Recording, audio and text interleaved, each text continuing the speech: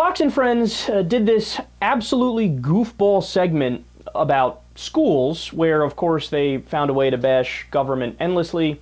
But listen to what Elizabeth Hasselbeck says here. Government schools, no matter how bad they get, they never close them. No. Now at least we have some charter schools, some competition. That'll make things better. But even in the better of the public schools, right, they have, they're unschooling. They're saying 9 plus 3 can be 11, depends how you get there. I mean, we've got Common Core.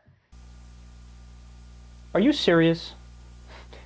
She just said that government schools can teach that 9 plus 3 equals 11. How do you respond to somebody like that? That is obviously not true. Of course, in the math classes, they have to teach accurate math. And by the way, again, leave it to Fox News, they get it exactly incorrect. The opposite is true. Look, public schools are subject to rules and regulations and academic standards. Private schools are not. Let me ask you a question. You ever wonder why you can teach religion and you can teach intelligent design in private school? Because they're not as regulated. It's like if you homeschool your kids. If you homeschool them, you could pretty much teach them whatever you want. You can do propaganda all day long. Well, private schools, it kind of occupies an area in between a public school, which has stringent standards, and homeschooling. So there's more leeway to teach whatever bullshit you want to teach them. You talk about being protested. I don't believe it, so you brought some tape with you. This is Stossel being welcomed? Not really. Yeah.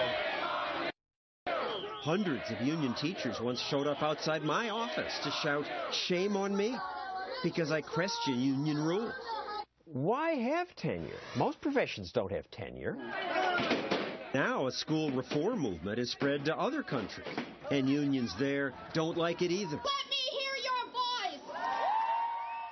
Well, that's the problem with speaking the truth. Steve Doocy, man. That actually shows you, that very end part there. You know what it shows you? The people at Fox News, that's how they do the mental gymnastics, and they rationalize all the things that they say and all the things that they do.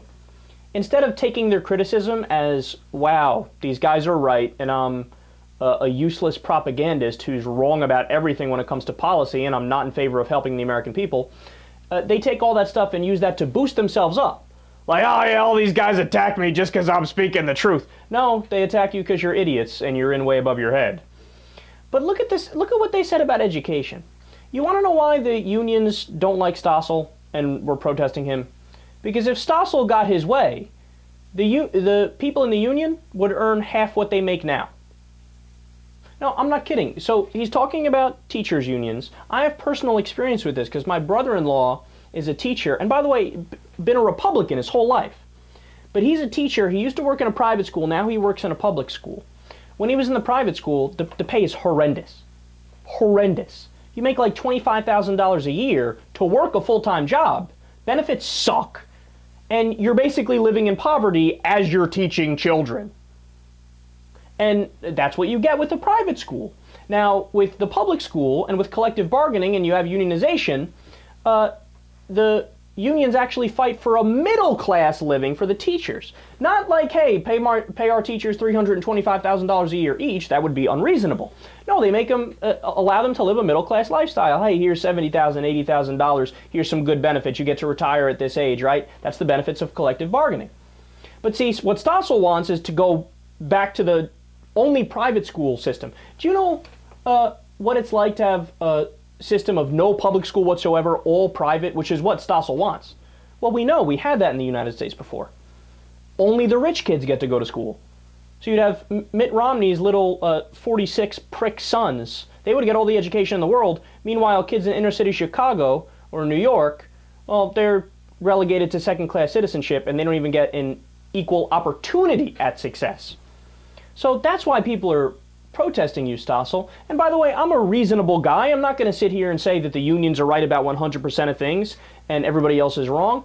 If you want to have a conversation about, hey, we need to change this union rule because sometimes a small percentage of the teachers get lazy because they have tenure and they never have to worry about ever getting fired, I'm open to that conversation and we can come up with some reasonable guidelines. But what Stossel wants to do is not that. He's an extremist. He wants to ban unions Just like we pretty much have in other areas of the economy. How private sector unionization is at an all-time low. And guess what? It just so happens that pay for your average worker is also at a low.